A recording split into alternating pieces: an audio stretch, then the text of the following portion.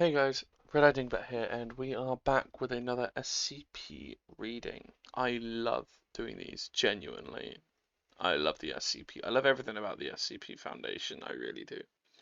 But without further ado, let's get on with it, because I know you guys aren't here to listen to me waffle on about anything other than the absolute amazing magistry that is the SCP Foundation. Okay, so we are on to SCP-32, A Brother's Bride. Object Class Euclid. Special Containment Procedures. SCP-32 is to be housed in an Automated Containment Unit 535-15.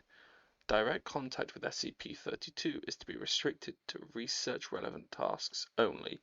Interviews, if deemed necessary, are to be carried out using the unit's remote communication array. Whilst SCP-32's presence is not directly harmful to the human body, exposure to it is to be limited to periods of 12 hours or less due to its adverse effect on most beneficial microorganisms. SCP-32 is not to be exposed to any biological material not refined or otherwise tempered by humanity, with an emphasis on non-human living entities. For a full list of classifications, see Document 32 RCL. SCP-32 neither requires nor requested substance or other forms of comfort. Description: SCP-32 is a Type F, imperfect external resemblance, internally inconsistent, human simulacrum of currently unknown origins. It is composed of an outer shell of pigmented silicon 5.5 mm thick and various plastic fiber polymers. With an outward appearance of a Caucasian woman nearing the third decade of life, SCP-32's interior is composed entirely of liquid refined oil, lacking any skeletal or muscle structure. Despite this, SCP-32 is capable of locomotion and speech. SCP-32 is capable of maintaining the illusion of humanity at a moderate distance, but becomes unconvincing at closer range, causing mild discomfort in most observers. This effect has been deemed non-anomalous, despite apparently possessing fully realized cognitive abilities. SCP-32 claims that it is not sapient, acting only as an intermittently instrument of its creators. The Foundation has not been able to verify or refute this claim as of yet. SCP-32 possesses extreme adverse effect to any biological entity in its close vicinity not created, willfully influenced, manipulated by, or similarly relating to humanity. While the exact nature of these effects varies, 32's presence inadvertently causes severe and irreplaceable or irreparable damage to the ability of any living organism to exchange and or use energy. While flora loses ability to photosynthesize or otherwise produce or consume energy, fauna loses fauna the use of its respiratory and digestive systems, etc. This applies to microorganisms as well, though SCP-32's effects seem to favor damage to their reproductive systems instead. It is hypothesized that the symbiotic relationships between some microorganisms have to humanity is the reason for this discrepancy. SCP-32 was discovered sitting on the doorstep of the inner compound of Foundation Site Blank, near Blank, Solkovia, Slovakia. When questioned by Foundation personnel, SCP-32 explained its anomalous effects and claims that it was there to be stored. Surveillance footage showed no record of the time of its arrival, and it is not yet known how SCP-32 came to know Site Blank's location or approach it without being spotted. When asked for its reason for seeking Foundation custody, SCP-32 replied that it was there at the command of its creators, seeking indefinite storage until claimed. Addendum. Interview 32-A. Note: this interview was recorded near the time of SCP-32's initial containment by Dr. Alexander Kovac. Site blank resident psychologist following its initial examination by site security. Begin log. Dr. Kovac. Before we begin, there's something I feel like I should ask you, since security so often neglects doing so. It's not strictly conforming to protocol, but I find it tends to make things easier. SCP-032. I was instructed to cooperate. Good, very good. Tell me, what's your name? I don't have one. People have names. I'm not one. Is that so? What did your so-called creators call you then? They didn't. Surely they had to refer to you somehow. I'm a vessel of their will, and nothing else. They never needed to call. They never will. In that case, would you mind if I refer to you as SCP-32? I was instructed to cooperate. So you said. Tell me then, what is the purpose of your coming here? I am to be stored here until collected. Security told me that much, but why here, and collected by whom? Collected by the ones they wish to torment, and stored here because in finding me here, he will suffer further.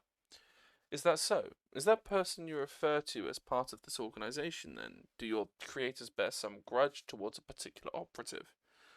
He is not one of you, merely a one-time sympathizer of sorts. He believes you tried to help him once, and if he is forced here, if he finds me here, you will die. That will hurt him. They have no interest in any of you, or your organization. You are here as a tool, just as I am. Who is this man, then? What did he do to earn this sort of treatment from your creators? He did not know this place. Won when he should have lost. Was proud when he should have been humbled. Was wasteful with gifts too precious to abuse. And you are here as punishment? He was already punished, severely, forced away from kin and kind, to endlessly wander, to destroy against his will, to poison humanity by his very presence. Eternal solitude, favoured by ceaseless guilt, a masterwork of torment, they say. If that's the case, why are you here? Because even in this existence, there is occasional moments of solace.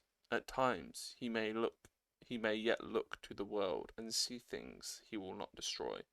Look to nature and feel warm wonder, and bask in the false light of ancient, mouldy memories. It keeps him sane, gives him hope. That will not serve, hence my presence. I am to be his last undoing, a hastening to the end of reason. And how will your presence do that? Are you meant to deceive him in some way?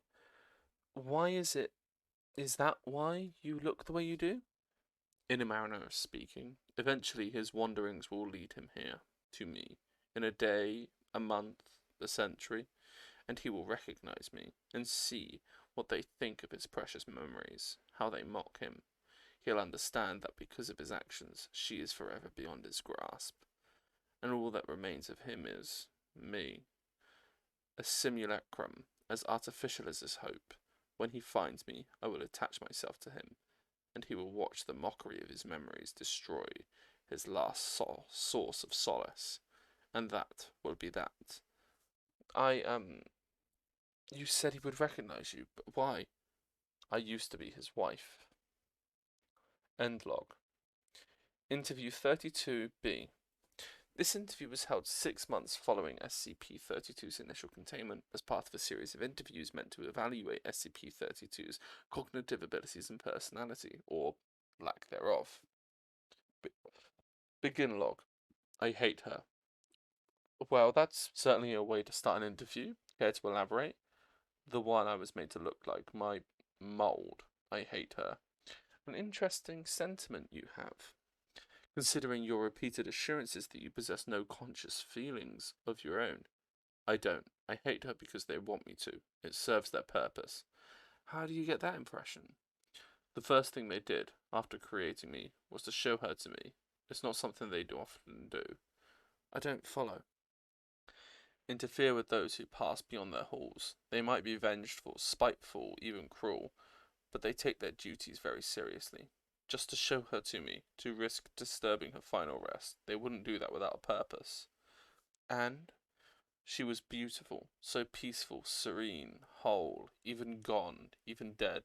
I could see the essence of who she used to be, of who she still was, and forever will be. Her soul. They told me that she didn't get to live for all that long, but when she lived, she was herself. She was alive, and so I hated her. Do you know what it feels like to be made as a mockery? In every line of that smooth, silent face, I saw a twisted reflection of my own.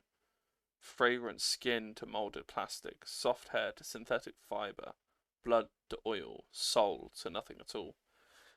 Excuse me if this sounds presumptuous, but I can't imagine feeling like this coming from anywhere but yourself. Shakes head. Can't you see?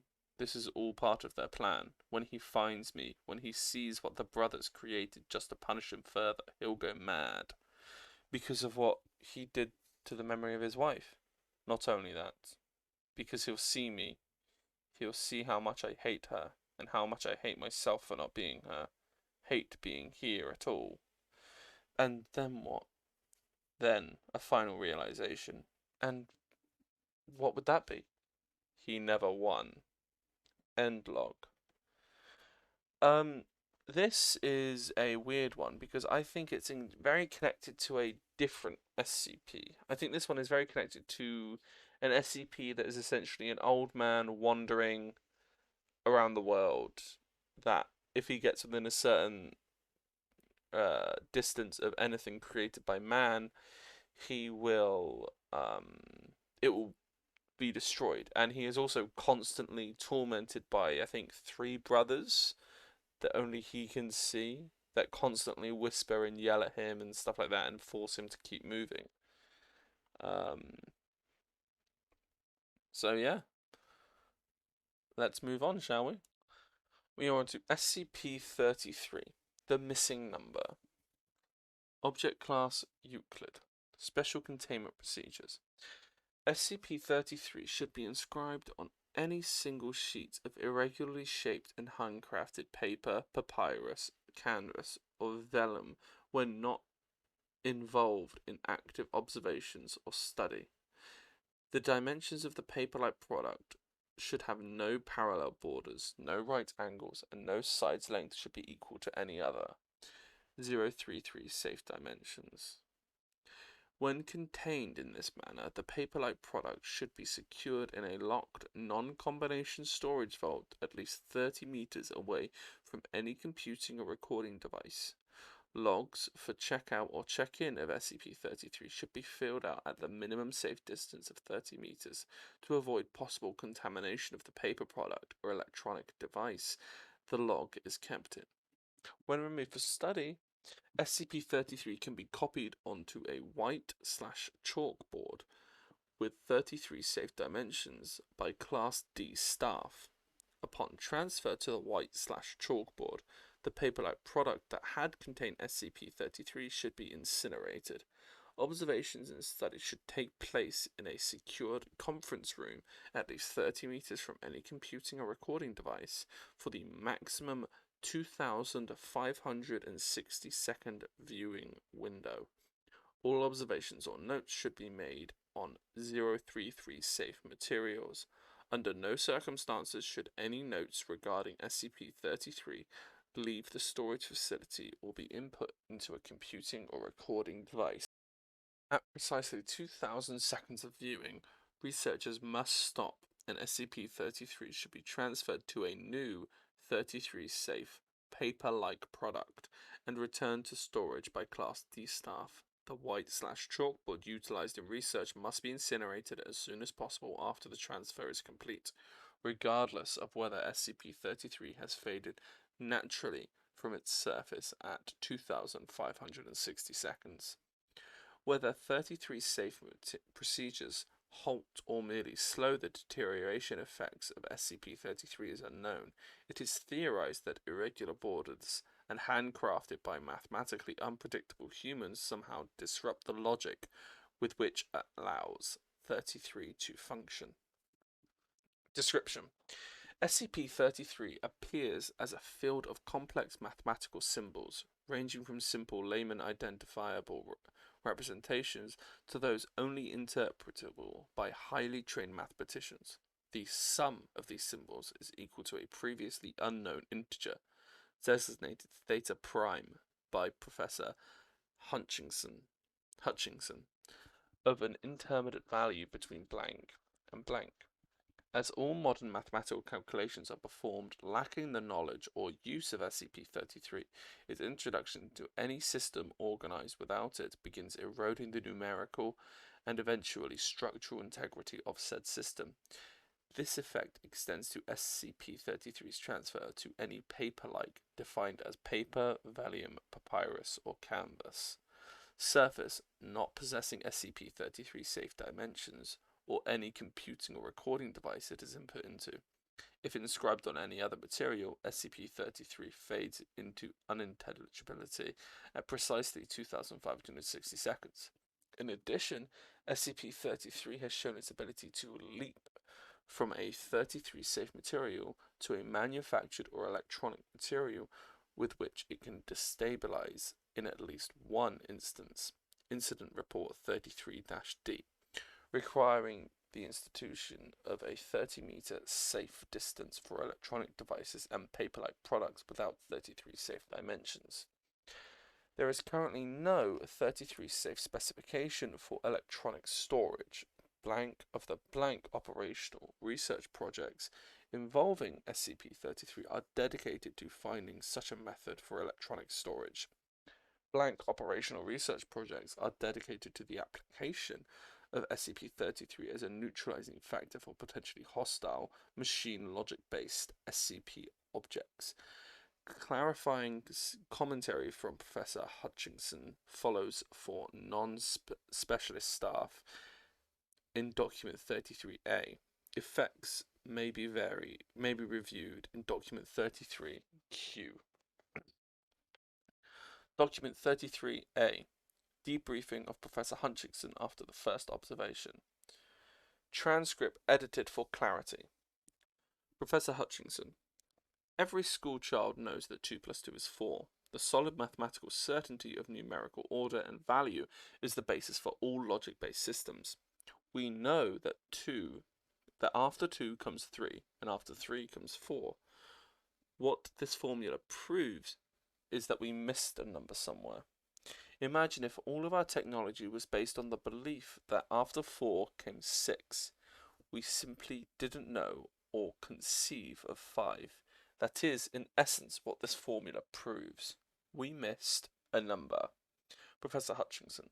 I can't tell you why the handcrafted vellum works best. I can only surmise that it displaces mathematical predictability in 2 ways. 1. The irregularity of crafting process due to human error serves to eliminate any traces of regularity that would be found in a machine-based product. 2. The irregular borders seem to confuse it somehow, as if it gets locked up looking for a pattern to identify and use as an escape hatch. I'll tell you this, though, I don't think it should be left on anything longer than a few days. It will find a pattern eventually. Professor Hutchinson. I don't believe it destroys anything. I think it tries integrating itself into our systems, and our systems can't hold it. It's like trying to cram another book into a full bookshelf. If you get a hammer, you can get it in there, but the whole shelf bursts eventually. If it gets out onto the internet, we will potentially experience a full IT infrastructure collapse within hours. Document 33Q. Test results. Trial 33 Delta 5. SCP-33 inscribed onto a single sheet of standard 8.5 by 11 inch manufactured white copy paper, hereafter X1. A second sheet of identical paper, hereafter X2, placed 30 centimeters away. 80 seconds. Symbols consistent with the content of SCP-33 began appearing on X2. X1, unchanged. 160 seconds. Full content of SCP-33's formula appear on the surface of X2. X1, unchanged. 320 seconds. X1, X2 both appear wet, symbols still visible. 640 seconds. X1 is now roughly 1 part water, 5 parts pulp-like substance, still filling an 8.5 by 11 inch flat plane. Symbols become unintelligible. X2 still appears wet, symbols visible. 1280 seconds. X1 no longer visible at all. Liquid part appears to have evaporated, pulp-like substance, apparently sublimated. X2 now roughly 1 part liquid, 5 parts pulp-like substance, still filling an 8.5 by 11 inch flat plane, symbols unintelligible. 2560 seconds. X2 no longer visible at all. Liquid part appears to have evaporated, pulp-like substance appears sublimated. So, that was SCP-033, the missing number. Essentially, like Hutchinson said, we missed a number somewhere, somehow, from 0 to infinity. We missed a number. And this formula proves it. And so therefore, and this formula wants to be known. It wants to be enacted. It wants to right the mistake of there being a missing number. And because of that, it actually makes logical sense. Like they said, if you try stuffing a bookshelf that's already full with one more book, it's going to fall apart no matter how you do it. But with the preface of this thing, if you try putting a number into a thing that thinks that there are no more numbers that they can't quantify, then everything falls apart because it shifts everything. Absolutely everything just shifts, and because of that shift, everything falls apart. So that was SCP-32 and SCP-33, and I think we're going to leave it there for today. Okay? So, thank you guys so much for watching. If you liked it, don't forget to like, comment, and subscribe, because why not? It's free. And anyway, I'll see you guys in the next episode. Until then, bye.